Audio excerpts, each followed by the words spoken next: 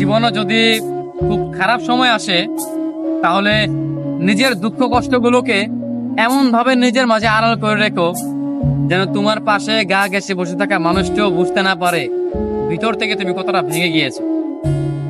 কখনো যেন সে বুঝতেই না পারে তোমার ভীষণ মন খারাপ, তাহলে সে তোমার মন আরো খারাপ করে দিবে।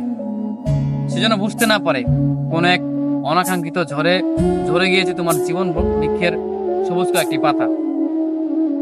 সে যেন বুঝতেই না পারে তুমি ভিতরে ভিতরে ভেঙে গিয়েছো, এটা যেন সে বুঝতেই না পারে। অতঃপর নিজেকে বোঝাও, শক্ত হও। এই সামান্য ঝড়ে ঝরে যেতে নেই, সামান্য আঘাতে ভেঙে পড়তে নেই। মানুষ বড়ই নির্দয়, বড়ই নিষ্ঠুর। ভেঙে যাওয়া মানুষটাকে সে আরো বেশি করে ভেঙে দেয়। তুমি যদি মন খারাপ করে কাউকে কথাগুলো বলো, তবে সে তোমাকে আরো ভীষণ করে ভেঙে দিবে। যদি খুব বেশি কষ্ট হয়, তবে একা একা কান্না করো।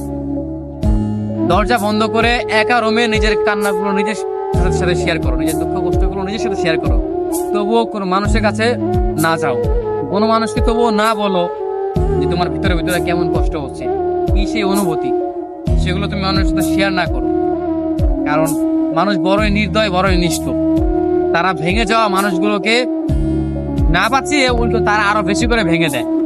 কারণ তারা জেনে যায় যে এই মানুষটা কেন কান্না করে, এই মানুষটার কেন এত দুঃখ, কি নিয়ে তার এত যন্ত্রণা, মনের মাঝে সুখ নিয়ে কেন, সেই জিনিসগুলো দিয়ে তারা এই মানুষটাকে আরো ভেঙে দেয়।